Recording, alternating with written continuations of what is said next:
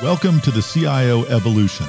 In this podcast, we'll explore the Chief Information Officer's role in executing a new ongoing leadership imperative, digital transformation that promotes agility and resilience. How do CIOs upgrade legacy networks? What are the financial challenges CIOs face? And what are the security measures that are required in the new work from anywhere, mobile and cloud-based world?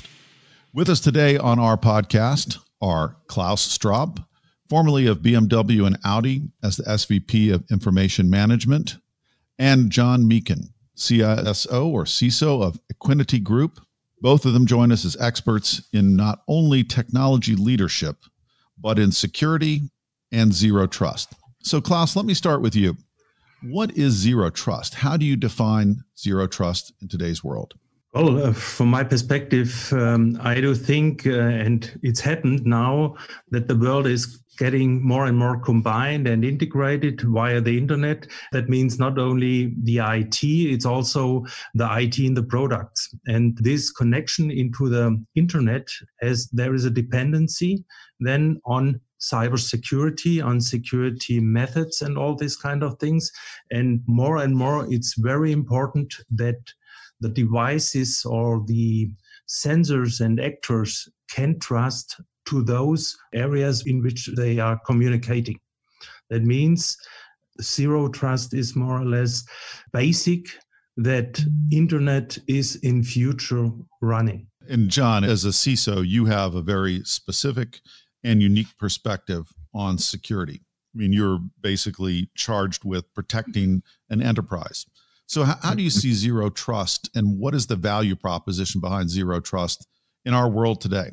So, as Klaus highlighted, we're all as businesses today on the internet trying to do better business by being more present on the internet and therefore present in our various different customers' lives by fully embracing digital technology. Now, I've worked long enough in security to know that the traditional model for security can be summarized as it's secure because I control it or because I own it. I built it, I owned it as a business, therefore I've made it secure and therefore it should stay secure forever. Of course, if you're going to embrace the internet and intervene digitally into people's lives, you're no longer going to be able to control all the technology. And indeed, there's plenty of business imperatives for us to use the mobile technology, the tablets, the mobile phones to do that better business. So what zero trust is for me as a security guy is, if you like, the security of the enterprise breaking out of that straitjacket of saying it's secure because I built it and I own it. And it's doing that by saying, what do I need to be secure? I need to establish, yes, a trust at the point of use. And I do that, in essence, by building the security mechanisms on the basis that if you want to connect to me to send me a message, or if you want to connect with me to do a transaction, then I'm going to establish that trust through the mechanisms at the point at which I make the connection. In other words, I'm testing the key parameters of trust at that point in time. And I'm doing that every time I'm having a connection with the same customer or different customers or business counterparties. So it's actually, for me as a CISO, actually a very demanding world. It's an easy world if you say it's secure because I built it and I control it all.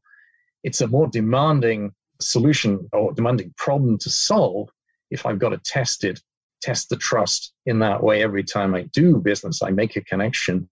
But actually, it's enabling, it's empowering for the business, which makes it therefore an imperative for even me as a CISO. But actually, if you take a long view of it, it's also empowering for the security guy. Because actually, the more I test security, the more times I do it, actually, the more reliable the security is, really. That's what zero trust is for me. I think that our listeners who are CIOs, CISOs, CTOs, other CXO tech leaders, and people who are very interested not only in protecting their organization, but thinking of ways of expanding the business through secure means, they have sort of a strategic imperative. And I think, Klaus and John, you just said it in a way that triggered a thought here. We're no longer protecting applications and creating firewalls. we're protecting organizations, people, and data. Is that a fair statement of how the approach of zero trust works? Yes, and you said it. Yes, that is it. And on the other side, I do think the world is getting more and more complex. Just if you would have had this discussion 10 years ago, then, well, it would be easy because it's the devices and all these kind of things were not so integrated into the internet than it is today and in the next future. Just taking IoT or 5G, with these technologies, all is melting together. In the past, you put the wall out of your company and secured all, and this is not possible in future. So you have fundamentally change your strategy for cybersecurity. And as John explained it, trust is at the end of the day the basic thing. I trust somebody who wants to communicate with me. That is more or less the basic item of philosophy into the future. I think that's absolutely right. And again, looking at it through the security specialist's lens, I like that sort of protecting the application, the information of the people rather than the IT.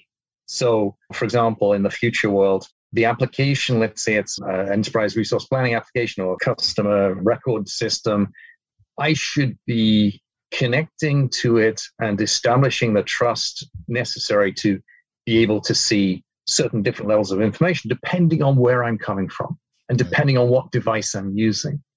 So now you're sort of moving the security decisions down to the level of each time I connect, yes, but what functionalities does that application offer, and modifying the trust levels, if you like, depending on what functionality I'm trying to access and who I am at that point in time. And who I am at that point in time is not just me, not just the fact I know a password, but it's me, I'm out of the office, I'm on my own personal device, or I'm on a corporate device on a VPN, or I'm physically in the office.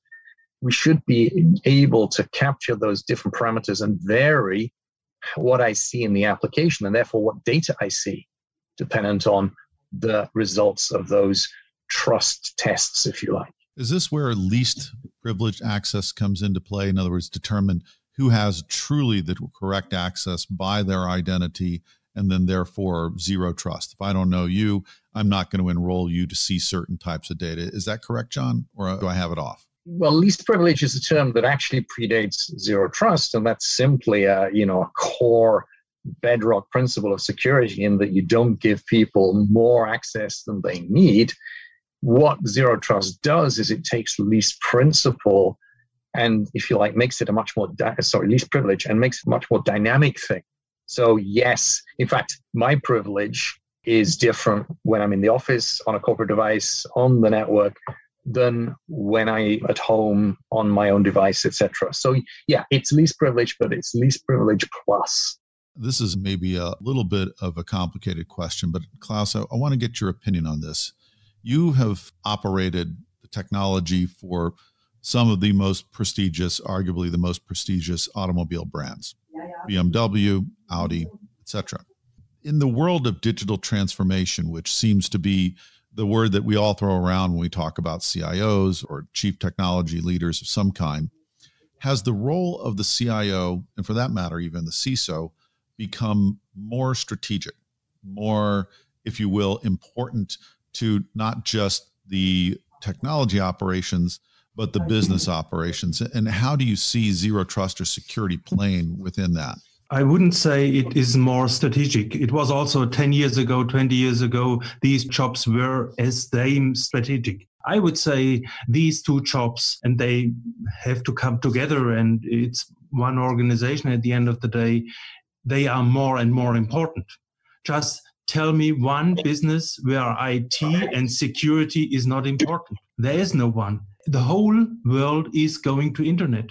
And what I do feel is, and what I'm totally convinced, that the CISO and the CIO have to get more and more in the executive councils of the companies and drive technology and security. You can't say, I want to drive technology, security is, I don't care. I would say priority one is security, priority two is technology, and then more or less the business is coming. And when you see these two areas are driving and disrupting more or less so many business models. 15 years ago, it wasn't possible to do, for example, Uber or such business models. Now it's possible. Or just think about electromobility or autonomous driving and all these kind of things. Yes, and with this new technology, but combined with security, these decision makers and understanding what's going up, and it's a very complex area.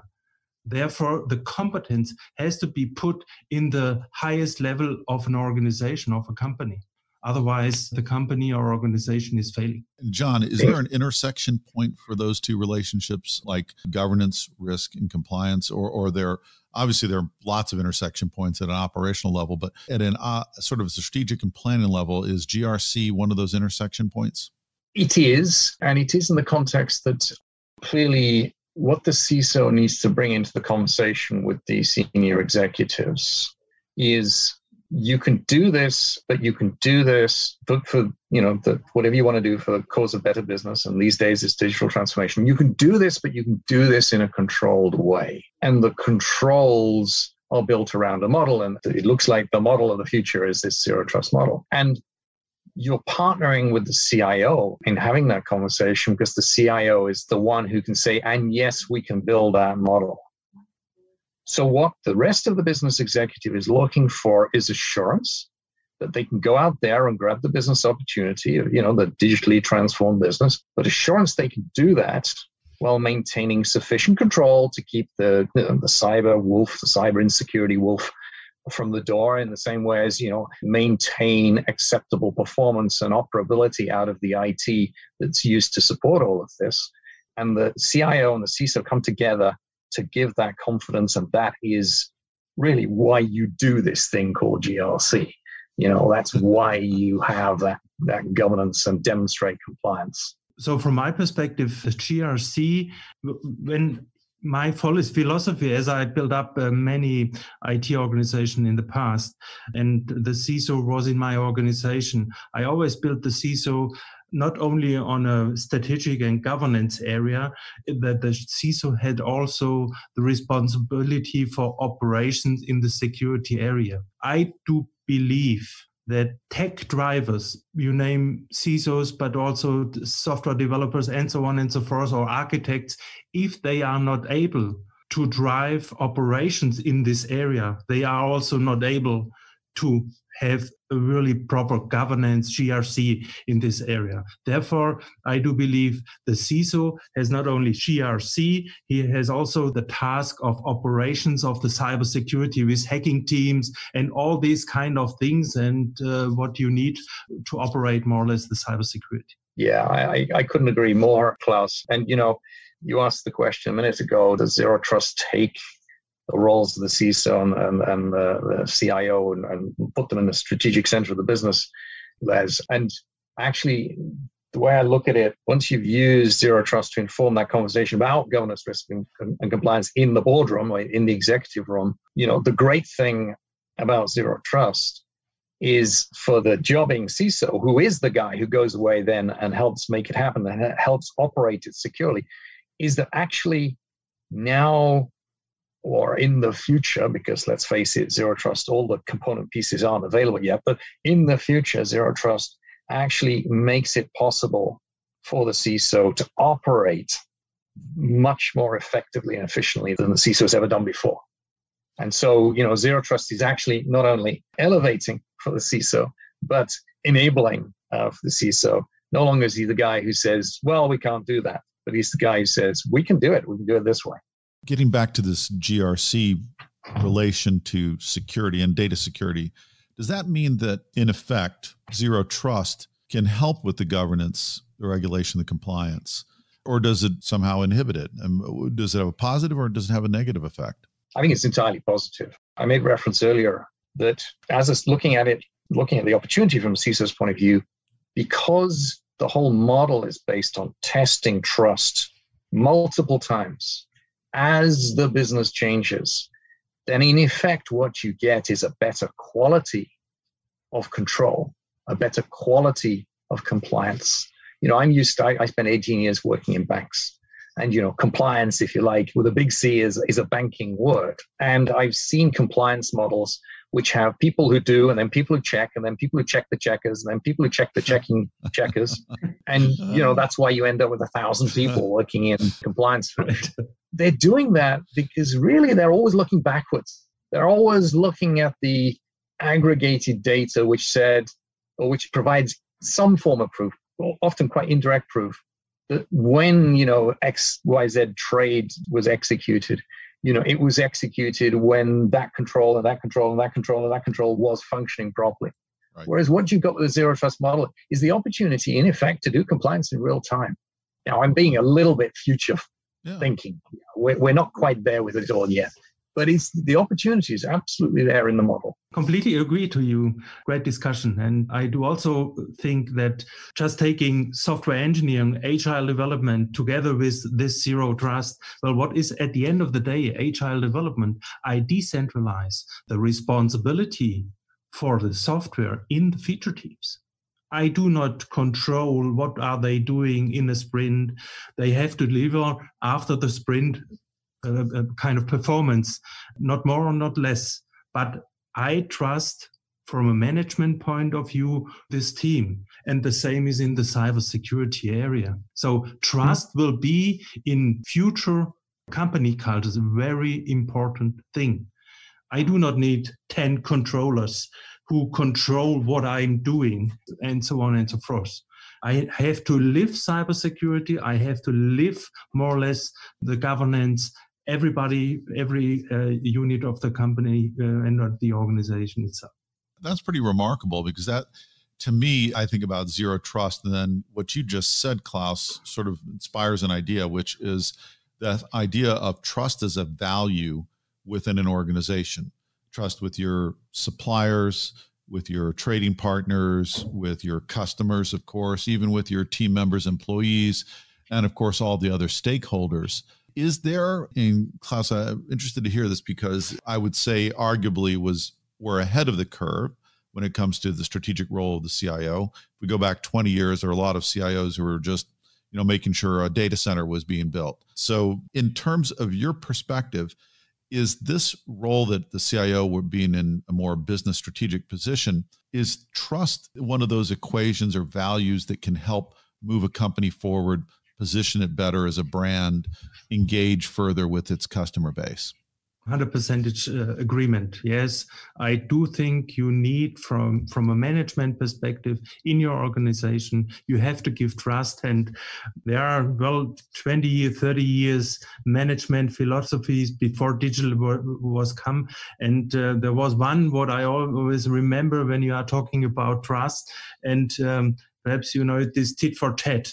Yes. First of all, I have to give trust to somebody else before I get the trust from anybody else. Yeah. So if you take this philosophy to security, but the problem is if you once fail the trust, then you get a problem. Right. To build up once more, the trust will be very difficult. So This has to go into the brains and into the culture, and everybody has to live this trust. And you as a manager has also to give this trust to your employees. And John, when you think about that, and if you want to answer that, a tag on that absolutely, please do. Sorry, I was actually, as Klaus was speaking, I was thinking, absolutely, this is true. And it's true not only for trust inside the organization, inside the business, but it's also true for establishing that bond of trust or maintaining that bond of trust or reputation for trust with customers. So I'm thinking, in a small way, some of what we already experience with the likes of, and I'm going to mention them, Google and Amazon and so on, Apple, is they interact with us. And actually, for many people, they don't understand the importance of it. So they maybe feel it's a slight irritation. But, if I log on from a new device, I get a message back which says, hey, we've seen someone who claims to be you logging on from a new device. Is it you? If it's not you, press here. Actually, if we can extend that model and deepen the understanding of the worth of that model with the ordinary population who may be our customers or Klaus's customers, actually we're beginning to take the trust advantages of this new model of security and making them work for the customer. And that, I think, is absolutely worthwhile pursuing. When both of you think about then how companies are evolving, and we talk about now this is, you can't live without technology. You really are in a digital business model. I think, Klaus, you were describing how companies have matured into these operating models. If they have sort of not as sophisticated, say, data security or cybersecurity model, how can they balance pushing innovation and still keep everything secure? Don't they have to move to a more like a zero trust type model, or are there other ways that they can mitigate the risk? I would say they have to go to zero trust. This is a philosophy, because when you have, for example, in the automotive industry, you have N-tier supply chains. That means 5 tiers, 7 tiers, 9 tiers supply chains. And you have, at the end of the day, you can't control every tier in deepness. Do they do all things right? Important is the trust. But if one of these tiers or of these suppliers is failing with their security and is not investing in this technology, then it will be a big problem for the whole chain, not only for this company itself. And you saw it just 1 week ago, 2 weeks ago with Kaseya. Yeah. This is one open door, and I do not know, 2,000, 3,000 companies were affected. And this is the difference, I think, to the past, to today and to tomorrow. If one of this complex chain is failing, then the whole chain is failing. Yeah. And this is a problem. For me, the path to making zero trust, as Klaus says, an essential and a pervasive part of IT for businesses, large and small, is actually to make sure that you apply zero trust, the pieces, the components that are available today, to solve specific problems. So, if we take Kaseya as a data point here, generalize it. We say, how do you begin to trust those suppliers of software, maybe served from the cloud, who have, the likes of whom have been demonstrated to be as susceptible to insecurity, and because you've just allowed them without any sort of data points or any continuous checking of trust, how do you solve that problem for the future? Well, it means you need to check the trust on a repeatable basis. So it requires a zero trust type solution. How exactly to do it in the context of a Kaseya type scenario, or even a Microsoft update, scenario, we probably don't yet have the answers. But solving that problem requires a zero trust solution. Once you've got a zero trust solution for that, and you add it to your zero trust solution for, just simply enabling mass home working in the context of the COVID situation, then you've begun to build an enterprise-wide approach to zero trust. But if you don't start down that journey soon, then you are going to be left behind. I absolutely agree with Klaus there. Totally agree. It's essential. Totally essential. Agree. You could be uncompetitive if you don't have something like zero trust or adopt those principles and philosophies. So, Klaus, I have to ask this because I think you've worked in what is considerably my favorite industry. I own 2 electric cars. I own a truck. I own a German sports car, and you can only guess the brand. So I love automobiles. I mean, I love transport. I think it's amazing. That is probably one of the most interesting smart devices, or devices that's becoming smarter, that we see out there in a connected world. So what excites you about the future? I have to ask this. What excites you about the future about cars? Is it the autonomous side? Is it the EV? Is it the comms? What is it that's really exciting about it? Well, now I worked 30 years in the automotive industry, 12 years at Daimler, 8 years at Audi, VW, and 8 years for BMW. And 3 years that was very important for my career, 3 years on the supplier side for Siemens Video in the electronic area. So what is very exciting for me is that we are currently, I would say, the last 3, 4, 5 years, and we will be the next 10 years in a complete disruption of the whole industry, because the products will be renewed, completely disrupted. Now, perhaps you have heard what the European Union decided yesterday. They want to skip more or less the combustion engine up to 2035. That means in approximately 15 years, it will be not allowed to sell a combustion engine. And this is a disruption nobody have thought about 3 years ago or 4 years ago. And then we are coming together with IT. I do believe now with this disruption, IT is driving more and more this disruption in the automobile industry, because electromobility, just think about electricity, is bringing the car and the mobility more and more into the internet and into a smart device. And add on, autonomous driving is coming. I do not believe that 2025 we will have autonomous driving cars in level 4 or something like this. Perhaps end of this decade, we will have level 4, level 5. That means 2030.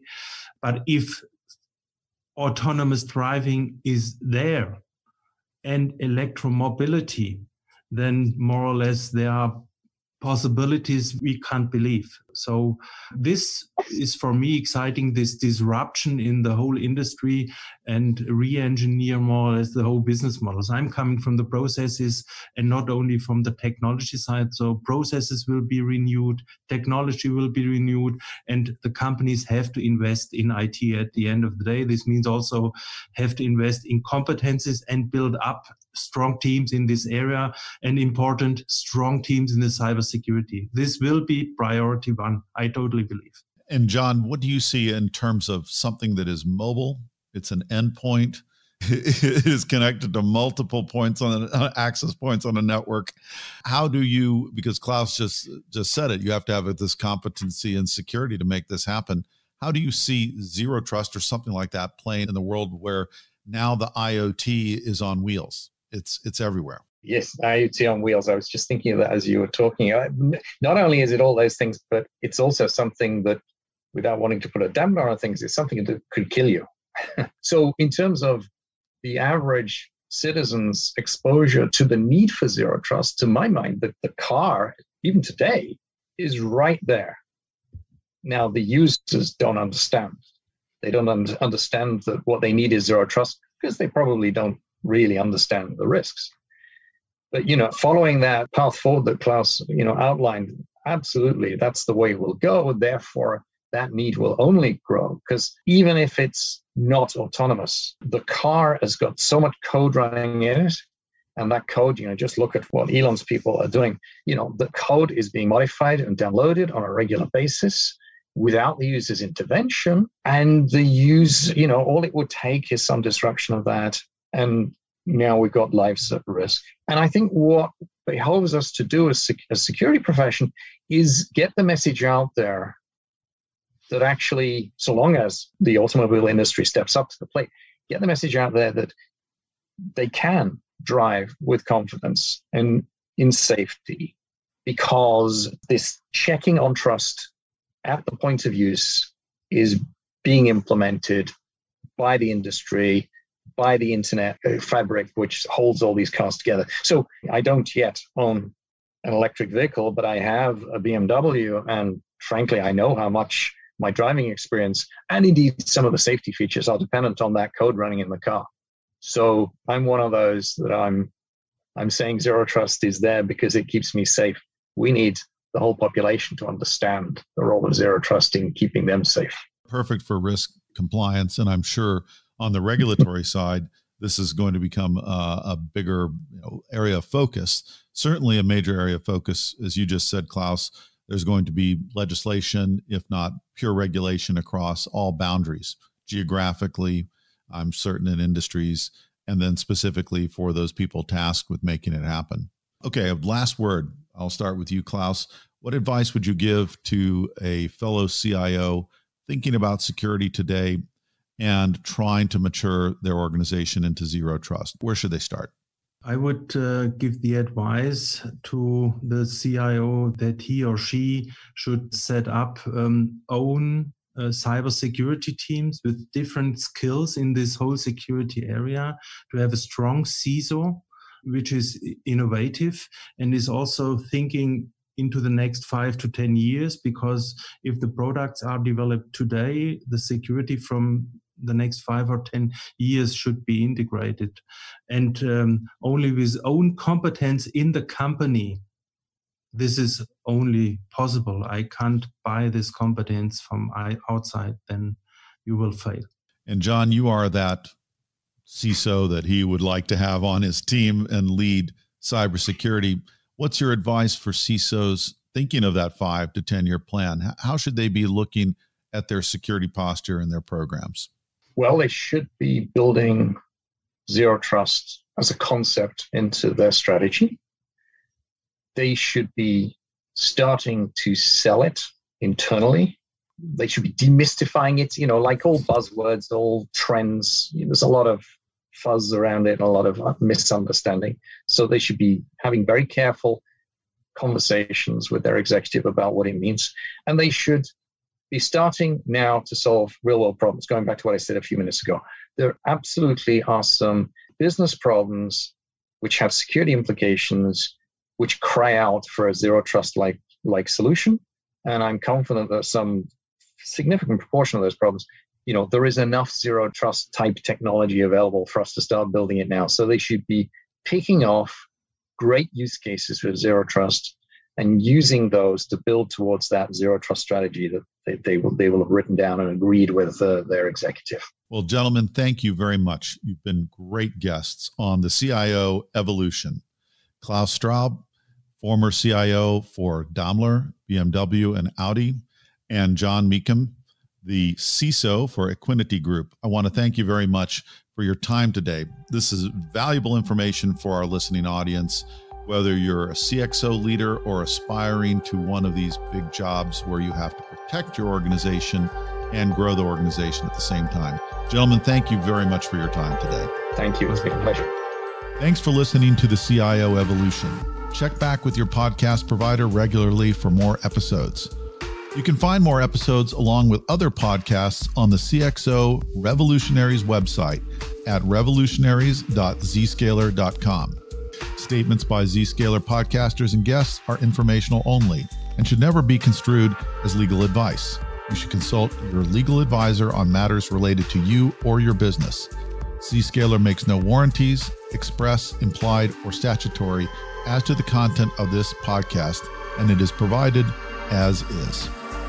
Content on this podcast may contain forward-looking statements that are current as of the date of the recording and subject to change. These statements are subject to the safe harbor provisions created by the Private Securities Litigation Reform Act of 1995. Full legal disclaimers are available at revolutionaries.zscaler.com. Copyright 2021.